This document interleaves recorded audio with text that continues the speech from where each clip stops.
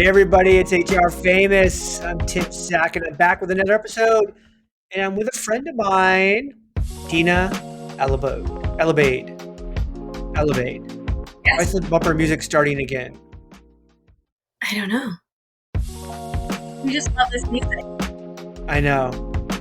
Look at it, just keeps going. Like, no, stop. This is when you know. And then I clicked it again. It's gonna start again. Wait, watch. Yes. Yes. Get out of here. All right. I just totally got rid of it. Okay. Hi. Um, that's weird. Dinah Hi, Tim. Alobeid. Yeah, that's me. Alobeid. Do you wear aloe? Like the clothing line? Do you feel like I a connection? do. You know, it's really funny. I do wear it, and I didn't really make the connection, and I've been wearing it for years. And my mother Nice saw stuff. it's great stuff. It's Yeah. comfortable, good quality, lasts a long time, stylish, Yeah. easy to move in. My mom saw a sweater I was wearing, and it said aloe, and she said, "Did you have that special made?" And I said, Yeah. "No." It's a brand, but it is, I guess, is my brand. Can be It our is. It's a um, great, yeah, good yeah, brand. love it. Talking about brands. Dinah, you're a comms leader, PR. I think people kind of put all those together. They're not really together, but kind of. I mean, but comms, PR, a little bit of marketing. Currently with Visier, just moved from Greenhouse. Yes. Both of those very highly ranked on my top 100 list. Ding. Check out the list. Link in bio. Check out the list. So how's it been? How's it been over at the Visier new gig? What do you have to share? Give us some Loving insight. Loving Visier, loving working for a Canadian company. I had the opportunity to visit Vancouver for the first time ever last week, which was Heard it's beautiful. beautiful, incredible city that melts together every landscape you can imagine in one place. And it's quiet and clean, and people are cosmopolitan but grounded and down to earth. But you've got harbor and ocean and mountains and city, and it's got Yeah. everything. It's got beach, it's got parks. It's really an Super expensive. yes. That came up as well. The American dollar is doing very well though, so your American dollar does go pretty far, which is nice. Yeah, I always love to tease my Canadian friends when they'll say something and I'm like, is that like 13 cents Canadian? Like I don't understand. Like what's the The conversion is interesting. The US dollar is like 30% more Yeah. in Canada, but the real estate there, what I've been hearing is it is like It's exorbitant, like New York real estate. Yeah. which is wild to me. But loving Visier and have known Visier for so long because they are a greenhouse customer. And I had been at Greenhouse for almost 8 years, loving my life there. I mean, I didn't know I would end up in HR tech, yet here I am because I started. It's hard to get out once you're in. I don't think I'm ever getting out at this point. But you were talking about PR and comms. And I think Yeah. public relations and media relations is one channel to execute communications. Communications is so much further reaching as a business imperative because the way you communicate with the world through those different channels, the way you communicate internally to your people, the level of transparency, there's a lot there that people don't think about. And if you're at an organization that does comms well, you can easily take it for granted. If you're at an organization that is not communicating well, you know it. Yeah. But yeah, so I'm excited to be growing my career still in the HR technology space because the people who are working in this industry are incredibly intelligent and emotionally tuned in to everything going on in the world on a macro and a micro level. And yeah, friends, my Yeah. HR famous friends. I mean, it's fun work to do, and it's really important work because HR technology, the benefits that the tools actually provide impact everyone everyday life in the workspace, and we spend so many hours working that to me that I draw a lot of meaning from that. And so we've been friends for a long time. We have like a little private chat group that we're in, the D-listers. Shout Not out to the private D-list. anymore. Well, no, it's still private. Yeah, you I'm not. No one else can join. can't get in. We're not telling who else is in it. Shout out to no. So Have- the there's a name is TikToker. There's a called- TikToker that used to be a former enterprise salesperson, and he always he does these things, and he'll say like this evil. He's like shout out George, like that's George is his former manager. He always does a shout out to George, which I love. Oh, I love that. Yeah. Also, but you also are an author. You do really dirty, smutty romance novels, right? Is that No, it? No, I what are they? not published novels yet. I've written a couple and I've published some short Are stories. they smutty?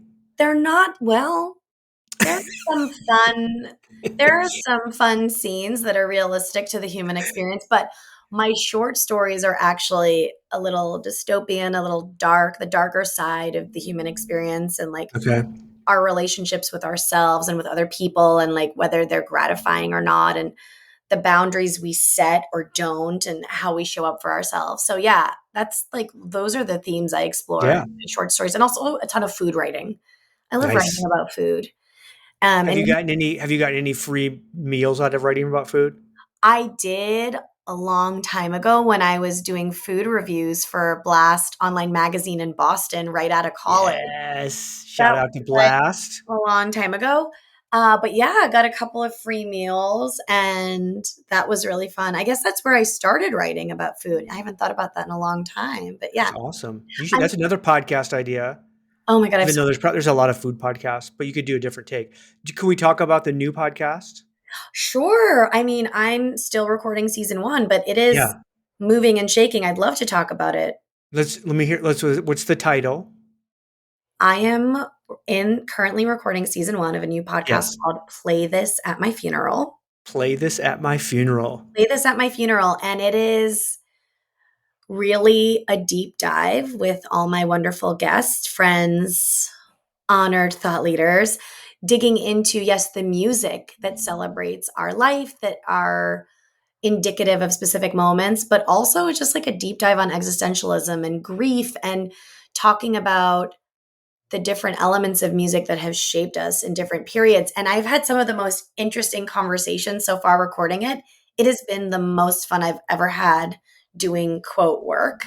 Yeah. And I'm loving it. Tim will be on it. I'm hopefully going to get him into season one, but We're time, efforting. We're timing. efforting. Yeah, trying to get this in. It's so busy. But thank Um, you. It's so much fun. And I'm always doing too many things. I have a newsletter, blah, blah, blah. You can find out more at dinahsusanalobeid.com. Alobeid.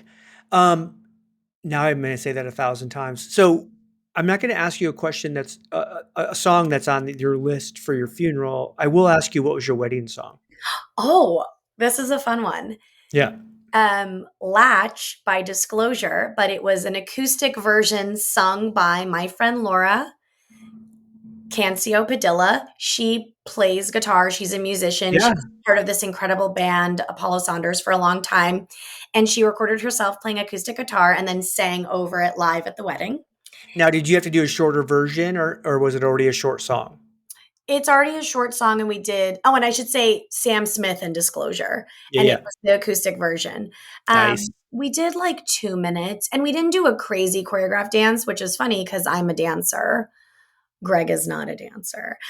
We'd had gotten a couple moves. We practiced a couple moves, but we sort of wung it, which is Yeah. fine. That's fine. It wasn't perfect. I think I strive a lot for perfection, but that never ends up happening. But yeah, we did about 2 minutes because people are standing around watching you dance. They don't want to. So here, like my wife told me this, and I said, no, I want the full song. It's Oh, our time. And then when you're 2 minutes into it, I go, guess what? You were right. You were right. This wait, 4 minute song what was the is an song? eternity with 500 people watching you. What was the song? So I mean, I'm not going to lie, I don't remember because here's the joke, and this will come up on our pod. So we'll give a preview of the Yeah, Tim, teaser. funeral. I always wanted LL Cool J, "Mama's Gonna Knock You Out" because I thought it was funny if that also would come on. And I just wouldn't give up on it. And she was like, absolutely not, absolutely not. Even her parents were like, is he serious? And I just wouldn't give up on it. I wasn't serious. I just thought it was funny. So we didn't have that one. But when everyone asked me what my wedding song is, I always go LL Cool J, "Mama's Gonna Knock You Out." You don't even remember? Okay, please ask him in No, preparation. I'm pretty sure it was like a Phil Collins, some like Genesis song. I don't. I'm sure I should remember this, Groovy except Kind of the Love. LL Cool J song is way better. I hope it was Phil Collins' Groovy Kind of Love. I don't think it was that one. Okay, well, find out. Make I sure will find out. By the way, you have a son, Jude, who's adorable. Jesus. it's beautiful. I would buy all that Jude stock. So did you have a song for him?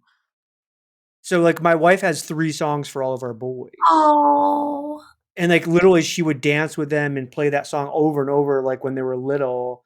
Um and so like True Colors was oh, Keaton, my oldest. Brother Bear from the is that that's that no from the there's a Phil Collins song from Brother Bear, and then there's also a Tarzan one. you Anyways, all boys have like a song, you know. I love that. I mean, I have many songs for Jude, but the most obvious one is Hey Hey Jude. Jude. Oh yeah, And it is such a beautiful song that it he is. wrote for his son. Well, that he wrote for his friend's son, Julian. Is he like that when that song plays because it has his name Oh, in it? he's been singing it since he could barely talk. That is his song. He's got the melody perfect, like I love it. so good. But also, there's a song by Imogen Heap called The Happy Song. And Imogen Heap wrote it when she first had her daughter. And you can hear her daughter giggling in parts of the song. And she uses these like helicopter sounds. And it is the most joyful, upbeat song. I haven't listened to it in a while. I'm going to listen to it with my son when he, in a little later today. But listen to Imogen Heap's The Happy Song because it is so Yeah, beautiful. It's so joyful. It makes you want to like run outside and run across a field and like jump onto a swing. And yeah, I think yeah. this has now turned into my music podcast. I know. Well, I always like I told people when I came back for with HR Famous, I was just going to talk to people I really want to talk to.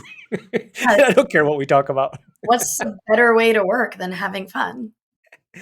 My wife also did a song for all the boys where she would when she would wake them up in the morning, she would just have this song she would sing. She made it up and it was like, "Good Oh, morning, good morning, good morning, good morning to the whole wide world." And they would smile and be like, "Oh, mom's here," you know. And so like we still sing that. and your boys are grown ass boys. I love I that. don't sing it to them now. We Oh, kind of like just make to fun of it to together. each other. Yeah, and we keep waiting for a grandchild to come. So we'll see. Then Oh, we'll probably sing it to that person, Cameron, Keaton, you guys, Cam, you hearing this? right? Like, let's go. They're like, heck no. They're not even Grandpappy's engaged ready. yet.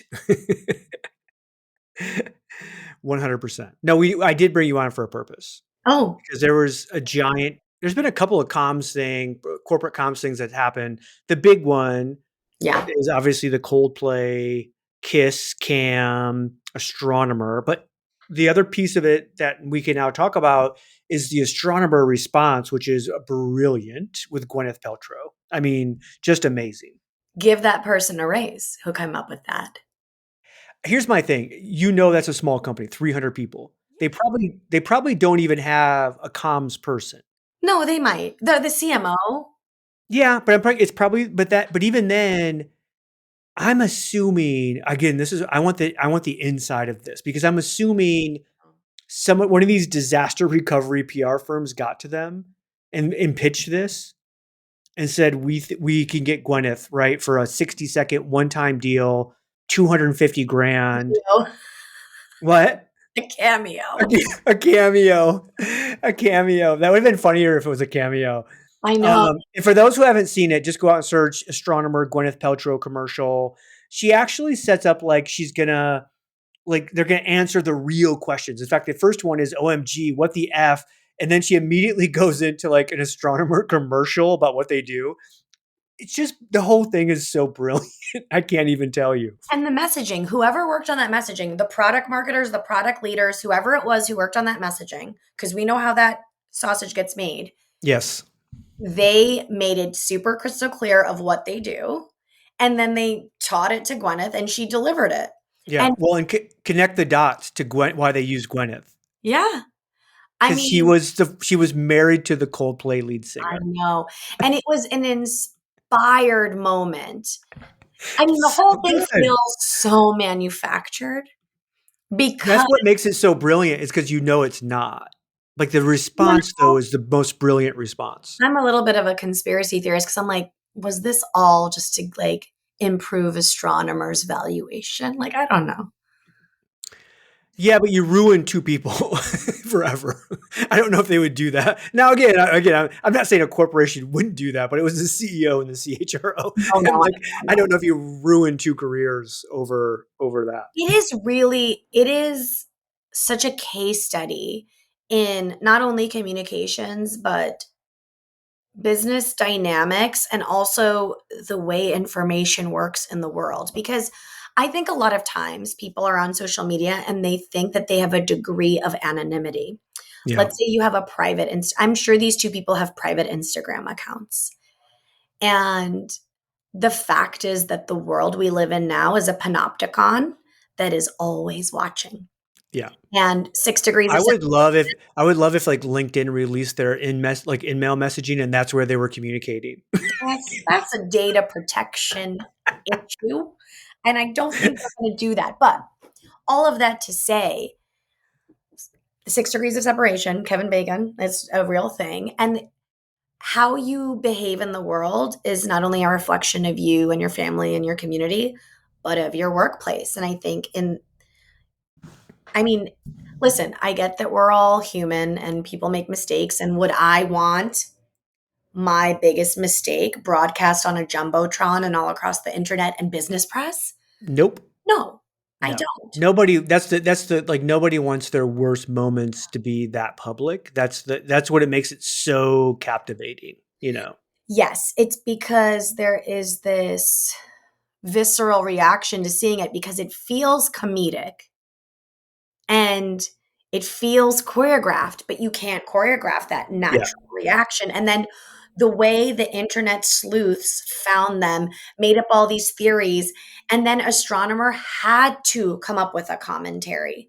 Yeah. And I think that one piece of it that they're not talking about is the CEO's wife's response, which is another masterclass in communication because So good. she was transparent. However, she was completely professional and Yeah. elevated. And Cold. I mean, just like literally like because she like 'cause obviously she wanted her privacy and that was yeah, very she deserved clear it.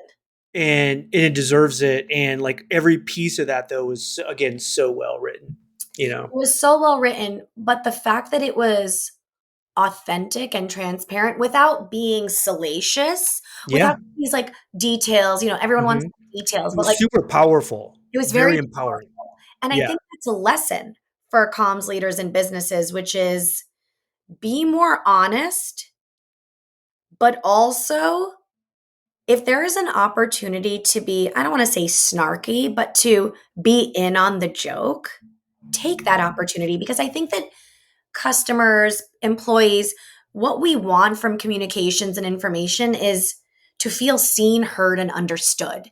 And I think that a lot of businesses tend to keep their audiences at arm's length. Like, no, we know it all. Here is our jargon. Here's what we think you should know. And it's like, speak to me like I'm a person Mhm. and just be willing to connect in an authentic way.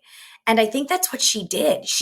Even though it was distanced from it, she connected with the world with Yeah. that letter. And it was amazing. It's amazing to like sit here with my popcorn because Yep. as a comms pro, like, I mean, I was obsessed with this. I could not consume enough content about this because it unlocked creativity for people also.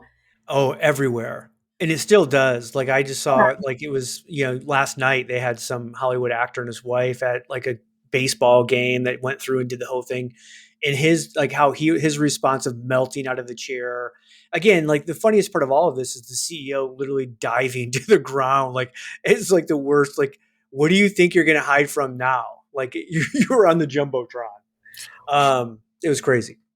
Yeah, that was wild. I will say, I mean, whenever these I'll call it a brand moment, whenever these brand moments happen, because I mean, whether they like it or not, even though it's highly personal, should have been private, it is a Yep. brand moment because of their positions in the company.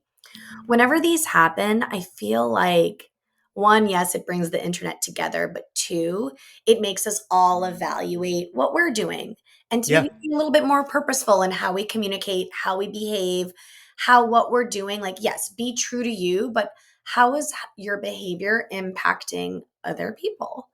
for And sure. it's a moment to think and take stock of what you're doing and saying, Yeah. I work want to and otherwise. I want to get your reaction. I posted about this right away because it's like, again, it's one of the it's probably the biggest real HR issue that's public like this in a long, long time. Mhm. I mean, where you're like, this is a real issue for this company where you have a CEO and the CHRO. Usually, if the CEO was caught doing something wrong, the CHRO would have to get in with legal and they would fire the person, blah, blah, blah. But all of a sudden, the CHRO is involved. So I posted about it on LinkedIn literally is like, I mean, probably 3 hours after this was going public, right? So it was early and it went viral. Like, I thought it probably would. But then about 4 hours into it is when the pushback started happening where, oh, this person they have families and like blah blah blah. And my always thing was like, why the hell do I care about their family more than they did? Like, again, I didn't do this and Yeah. put this out there because like I'm making fun of them. It was more about like this is a real issue, right? That's It's an happening. actual HR issue that, like, CHROs will contend with, Yes. have contended with for all of time as long as the position has existed. Yeah. You've heard about it so many times, people having to, like, divulge their interpersonal relationships at Yeah. work. Like, there is a way to do it, and every company has a policy on it. Yes. It Yeah. is a real issue, it's not This just person clearly knew the policy. They probably wrote it anybody wrote the policy. or signed off on it. Well, both of them really. But no, so Lori Rudiman, our friend, Oh, she was like, Tim, like, the worst of all of this is that a year from now, I mean, this guy will take his hits, blah, blah, blah, but some other startup will give him a chance to be CEO, blah, blah, blah. She will never be a CHRO ever again. yeah, I think that And like, I you're like, God, is so true and so crappy all at once. yeah, it's because of the nature of the work of HR where there is this expectation of flawlessness and, like, Isn't it you're weird? We expect more out of our HR leader than a CEO. poor HR leaders because it's just like you're still a C-level executive, but there is this, like, well, you've made the rules, so you must adhere to them and, forget your human nature. And I can't even imagine being an HR business partner and contending with all of the interpersonal issues and tensions and challenges and situations that arise, medical and, all of Yep. the things that happen in the workplace, because at the end of the day, we are all human beings trying to relate to other human beings, trying to hopefully do good in the world, bring out good products, manage people, help people get promoted, put out the good software, do all that good work. But yeah, at the end of the day, we're all human beings in relation with one another, and it's hard because all of the challenges that come with that outside of work tend to come in the workplace as well, because how can you avoid it? Just be a robot? Yeah. That's a whole other conversation that we can Right. talk about, but What does it really take to lead with impact in today's ever evolving world? Welcome to Inside the C Suite, the podcast where influence, energy, innovation, and empathy converge. Hi, I'm Christy Honeycutt, your host. Join me as I sit down with the boldest voices in leadership, visionaries who are not just making decisions, but making a difference. In every episode, we explore the heart of leadership. How do high performing leaders harness their energy? How do they lead with empathy without losing their edge? How do they turn disruption into innovation and pressure into purpose? You'll hear unfiltered stories of adversity, resilience, and the raw moments that shaped true influence. This isn't about perfection, it's about presence, passion, and the energetic exchange that fuels transformation. Inside the C Suite is your invitation to lead from a deeper place with intention, connection, and courage. If you're ready to go beyond the surface and unlock what really moves leaders to action, hit subscribe and step inside. You can find us wherever you get your podcast fix. Inside the C Suite, Well, we're an energetic exchange. Let's lead with influence, live with energy, and create with empathy. All right. So there's another one that came up. This just came up this past week. Yeah, of And this course. is American Eagle, the clothing brand or the clothing store. I guess they have their own brand. Yeah. And they did a commercial with Sydney Sweeney, blonde actress, model, White social Lotus, media. Victoria, Yeah. beautiful Just young lady. crazy beautiful. Hmm. In the concept of the commercial was her basically saying, or not even know if she says it or not, but basically like the writing of the commercial is, I have great genes. A play on words with her genetics versus the jeans she's wearing from It's a American huge Eagle. denim commercial. Very denim commercial, a Got it. very corporate traditional, like, because he has like a Mustang in it. Like it just seems very Americana-ish And it's kind a of. pun. And it's Jeans. a pun. It's supposed to be. You're just having fun. I mean, everyone's in on the joke. Oh, there's this beautiful blonde in a pair of jeans that says, "I have great jeans." You're like, okay, got it. Ha ha. The internet has again come undone that this is Nazi propaganda because it's a blue-eyed blonde, blah blah blah. It's fascism at its worst, blah blah. And Oh, I'm just like, just it's a so pun. hard for a brand to win today. You will offend someone by existing, by merely existing. I think that's so funny. Like genes, I think deoxyribonucleic acid, DNA. That's where my head goes, which is like fun fact. Jeff Goldblum was in a movie. I'm forgetting the name of it. It's like this weird movie about Fly. no, Oh. about how DNA was discovered by Francis Crick and the other doctor. I'm a nerd. I'm a big nerd. I'm gonna find the name of it. And that's how I like know deoxyribonucleic acid. Yeah. And anyway, side note, great movie. I'm gonna find out the name of it, but it's about how DNA was discovered. Nice. There we go. Jeans. But Back to jeans. yeah, genes. To me, I would not have gone there having seen this ad. I would not have gone You to wouldn't have gone to that this is bad. It was I just like, it's silly, it's take fun, it but the lighthearted. thing is, maybe I'm a bit Pollyanna-ish, but I'm like, it's a pun. Jeans and jeans. She's beautiful. Everyone talks about how beautiful she is. Yeah. I don't think of it as sort of any type of propaganda or promoting a specific race. I just I don't see it. I don't see it, and I think that's the thing about the internet. If you put or that's the thing about any creative effort. Yeah. Writing, a poem, a movie, an email customer newsletter, like whatever you put out, someone will take issue with it because you didn't use the Oxford comma, or why do you think you know better than me, or you send me too many emails. Like there's always something. You can't please everyone. So, Yeah. I mean, I'm not surprised it's getting backlash, but it's almost like, what can you produce that won't get backlash? I guess Ted Lasso Well, no, like, but I is mean, the you can produce stuff because it gets there's stuff that's produced every single day that doesn't get backlash. You know what? You don't remember it. yeah. It's so vanilla, you don't remember it. Well, that's the thing. It's like, but do you want to just play it safe, I guess? The movie is called Double Helix. Yes. 19 I what Double year? Helix. There you go. It's Jeff so Goldblum. good. I loved it. It is I very think he must have won some kind of an award for it. I don't know. 1987. He he he he now just wins apartment.com commercial awards. He's doing a lot of great commercials, isn't he? And He's Wicked, I guess. I think he's a really good actor. I Like love it's Jeff crazy. Goldblum. Fun fact, my dad is Jeff Goldblum's doppelganger. There It's you wild. go. That's why you like him. But back to Sydney and her great genes. See, when you said that to me, I'm like, oh, she's got great genes. She's beautiful. When I think of good genes, I'm thinking plump skin, beautiful hair. You are a morning person. You have a lot of energy. You are athletic. Like, I don't know. I don't make it. It's a vibe. Yeah. I mean, yeah. And I think it's a cute pun, especially for American Eagle, because Levi's, Because they're selling jeans. yeah, Yeah. Levi's forever, cornered the market on jeans. And there's some other brands that are doing great stuff with jeans. But this is a cute way to break through the noise of the internet.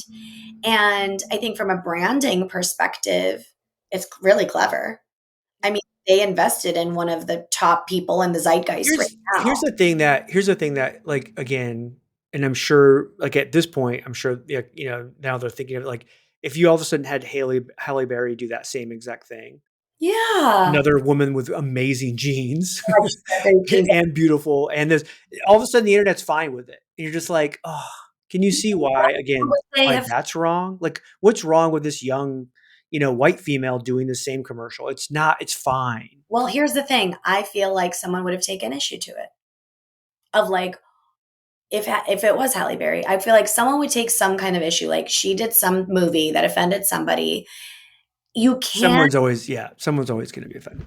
Someone is because the thing is that's the human experience. There are 8 billion different perspectives, and try as hard as we might to have empathy, which I think is a lot of the job of comms, is to try to have empathy and try to communicate with people in a way that they will understand and really hear. We can't know what their experience is, and I think that that's okay.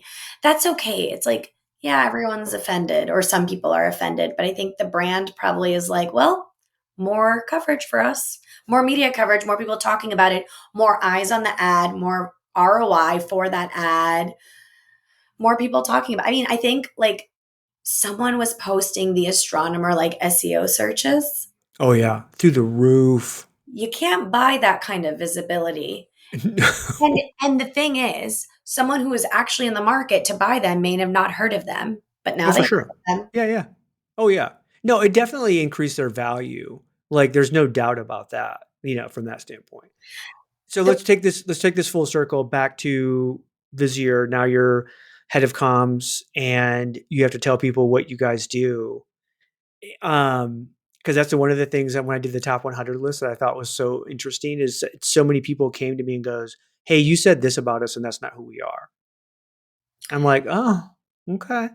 Again, read the end notes. Not my problem. Your problem. it's, I mean, your list is your list, and you say that very clearly. Like, this is my list. This is why I love them. And what I like the most about your list is how succinctly you describe everyone. So if someone feels like you didn't nail them or you didn't get their mission, they need to think about how their tagline, their positioning statement is coming across Yeah, because it should be clear and easy to understand. And listen, it's HR technology. And like with Visier, it's people analytics and like workforce data. And it is complicated and it's amazing and it's cool to be able yeah, to see that type of data and then have like which is like the AI insights come through. And there's a V for Microsoft Copilot integration, which is incredibly cool.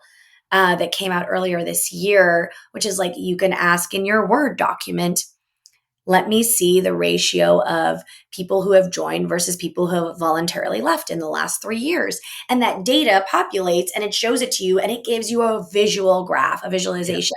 It is being able to like again. So like I mean, from a Visier standpoint, it's being able to take all of these disparate data, putting it together, giving you these insights where you might have a data analytics piece in your HCM or in your ATS or in whatever, but you don't have it all together.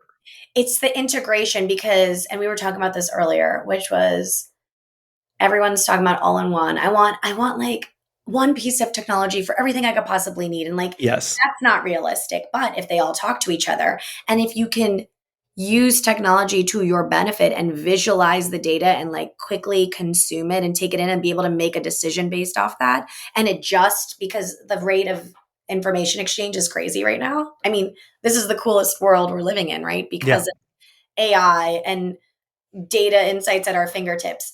To be able to do that, like that's when you're powering your people to make better business decisions. And it's so, yeah, I mean, like it's a comms thing of, well, how succinctly can you describe your tech? But I Yeah. really enjoyed your list because I feel like you said what you said. And I think a lot of brands suffer from not being able to quickly and easily say what they do, even if it's not perfect, but to make Yeah. someone truly understand the benefits. That's the key to great comms. Well, and as an HR leader, TA leader, I've always felt like the C-suite always was such a visual group, and we struggled. We would come in with spreadsheets and that's the one thing I think the power of a Visier is to be able to come in and really show a real graphical, kind of set to say, hey, here's what this looks like and here's what this is. It's such a more impactful. And that's the strength of it. And again, a lot of our HCMs or even our ATSs or and all the pieces in between learning systems just don't do a great job with that, especially if you have to try to bring things together. It's not going to do that. So Yeah, it's tricky. I mean, shout out to the new job. shout out to Visier. And I can't wait for more people to know about the technology and what it's capable of doing and how our amazing customers, which are like massive enterprise organizations, are Yeah. using it and putting it into action. Because it's like one thing to be like, I'm going to use this amazing tool, but to put it into practice and to see how you can increase the rate of response or make adjustments or like support your leaders in Yeah. making workforce planning decisions and like doing your succession planning. I mean, these are the problems that keep CEOs up at night. Here's my coaching tip for you. We're gonna do a live coaching session. I'm not a life coach. Um, I want to hear that from your customer, how they're using very succinctly one piece of something, right? Like, hey, we did this thing, we put these two things together, and then here's how, like, everyone calls it a use case, and then you'll have people go on wah, wah, wah, wah, on some video, and you're just like, no, this is terrible. I want to be able to like really dig in to that leader that said, hey, we Yeah, didn't know this before, and then we did this thing, and we turned this on, and this is what it's changed, and how it's changed our process or changed our life or whatever. There's just not enough of that, especially with the AI stuff, right? I think Jeff, We're not seeing that. I know you're saying coaching lesson for me, but it's like a coaching lesson for everyone. Oh no, for sure, yeah, for everybody. But Yeah, specifically, yeah, I would love to see that from you guys too. Like you said, I think every vendor out there, especially the ones that were on my list, like they all have these amazing like clients using their stuff, like really doing really cool stuff, but no one is sharing that. You're just like, but they think they are, which is that's the weird part to me. Is they think they are sharing it and they're not. I think what it is, especially in our industry of HR tech, is that it's so caveated in this story. And I think at the end of the day, because we're being bombarded by information, what people want to see is like, this was the before state, this was the after state, numbers, visualization. Like people want to understand it. You can build the story out on top of it as a talk Yeah, track. But I think that there is a fear of just showing the answer to the question that people want to like caveat it in such a big way. And I get it. I'm a storyteller. I yeah, love brand storytelling and I think it's super important. But I think that in many forums at an event, when you're sharing use cases on your website, like tell us what it is yeah, really simply. And if you're yeah. doing a video, yeah, like sometimes it can be drawn out. So I mean, I love that advice of like put the use case into real terms. Tell me what it actually is. Just tell me, yeah, because like if I had that same CHRO sitting at dinner with 10 other CHROs and they share this, like, hey, we did this thing, they're going to captivate the table. And these people are going to want to ask that person, that CHRO, 100 questions about it. And like to me, that's where the power's missed because when I see a use case, white paper, or little video, and it's so produced, it's not getting me to ask anything. It's not getting me to be captivated by it because it doesn't seem real. I don't know. Anyways, The LinkedIn thing now, right? Like people don't want produced brand videos. People want off the cuff conversations like you and I are having right now. Like none of this yeah, is scripted. None of this is planned. It is just us in our respective offices talking and like and it's not like this is my key message and this is your key message. It's like let's grapple with this thing and like what do we really mean and what's our real perspective on it. People want that if they're going to become a customer or a user of your technology. I think that is the best way to get through. It's like have someone who is doing it say it. Don't script them. Don't have the overhead lighting, she says as she looks at her ring light. right. And just like be a bit more authentic. But Yeah, for so long we've been moving towards these like very highly produced, sophisticated marketing packages of video and PDFs. And I think we're almost reversing track right now to be like, no, LinkedIn Live. Let's just talk about it. Let's do a 60-second like person on the street video at a conference and like get the vibe, see what's going Yeah. on. So Yeah. I mean, yeah, less produced, more honest, be Let's do it. more direct. Let's do it. All right. Okay. Tell people how they can find you. You can find me on LinkedIn, Dinah Alobeid, DINAHALOBEID. I'm on Instagram, Dinah Susan Alobeid Writes. Not like Right. my rights. So your Instagram is Dinah Susan Alobeid Writes, all of that. Yeah, You she's couldn't super. find a longer title for Instagram? No, I couldn't do a longer one. And I wanted it to be as long as possible because I wanted to You be could have been like Dinah Susan Alobeid writes short stories. That about was yeah. dystopian future. It's a paragraph. I want nobody to find me. Well, Instagram is like, what are you going to do with me on Instagram? Find me on LinkedIn. Find me on my website. I'm pretty And then iconic. check out the new pod. Do you have a like when you're gonna go live? Well, this is fun because you're making me commit, and I have big dreams of launching in September. Yes. I'm on track. But look out for it this fall, 2025. Yeah. Wherever Awesome. you get your podcast. I'm sure I Tim's can't going to I post can't wait. I think my. it's an amazing idea. And you're creative, so it's awesome. Thank Perfect. you. All It's right. always fun chatting with you. I'll see you soon. Yeah. Yeah. All right, everybody. It's another episode, HR Famous. We'll try harder next time. We are out.